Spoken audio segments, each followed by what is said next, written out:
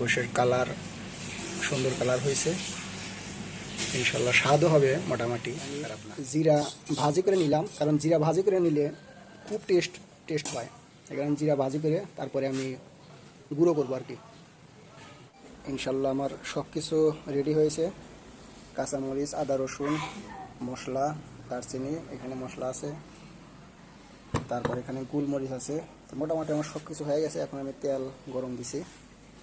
এখন আমি খিচুড়ি রান্নার জন্য ওইটা ভাজি করবো আর কি, চাউল ডাউল। খুবই সুন্দর একটা ইলিশ, 650 গ্রাম আছে ইলিশটা, 35 টাকা কিলো। ইলিশটা দেখেন অনেক সুন্দর। হ্যাঁ, দেখেই বোঝা যাচ্ছে যে ইলিশটা ভালো হবে। মালয়েশিয়া অনেক ইলিশ মাছ কেনা হয়েছে, কিন্তু কাটতে গেলেই দেখা যায় যে অর্ধেক করে ছাইরা যায়। কিন্তু আজকের মতো ইলিশ আমি এই মালয়েশিয়া যতদিন হলো আছি, এর এত ভালো ইলিশ আমি আজ পর্যন্ত পাইনি। একদম টাটকা মাছ। দেখেন মাছ লবণ দিয়ে ধোয়া হয়েছে, তারপরেও যেমন তেমনই আছে, কোনো একটা মাছ কোনো কিচ্ছু হয় নাই, একবারে পরিষ্কার। কত সুন্দর ঝকঝক করতেছে। তাজা মাছ যেমন কাটলি করে ভিতরে পানির মতো দেখা যায়, ঠিক তেমনই। এত সুন্দর মাছ আমি মালয়েশিয়া আজ পর্যন্ত পাইনি। এই হচ্ছে গোশ, খিচুড়ি খাইয়া দিছি। এখন খিচুড়ি কুকারে দিছি। আর এটা হচ্ছে গোশ রান্না করতেছি গ্যাসে।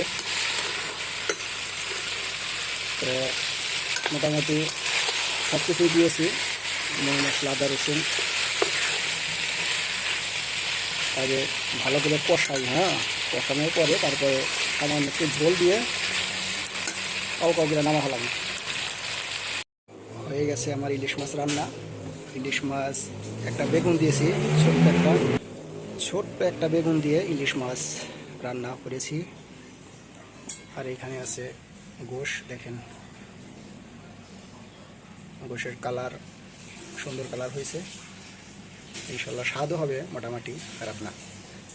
আর এই হচ্ছে ইলিশ মাছ। আজকের মতো ইলিশ মাছ মালয়েশিয়া আমি আজ পর্যন্ত কিনতে পারি নাই। এটাই হচ্ছে সর্বোচ্চ টাটকা ইলিশ। ইনশাল্লাহ খিচুড়ি হয়ে গেছে, সবজি খিচুড়ি। এত কষ্ট কইরা এই 2 ঘন্টা ওরা কষ্ট কইরা এই যে এখন খাম, একটু খাওয়ার জন্য কত পরিশ্রম করা লাগে, ঠিক না? একটু ভালো খাওয়ার জন্য আবার ভালো পরিশ্রমও করা লাগে, না করলে সেই ভালো খাওয়াটাও খাওয়া যায় না। কারণ এই যে রান্না করলাম গোশ, তারপরে ইলিশ মাছ, তারপর এই যে খিচুড়ি, কত পরিশ্রম। এই একটু একটু পরেই আবার সব শেষ হয়ে যাবে না। হ্যাঁ, এই তো অবস্থা। একটু খাওয়ার জন্য কত কষ্ট করা লাগে। এখন খাই। বিসমিল্লাহির রহমানির রহিম। বিসমিল্লাহ।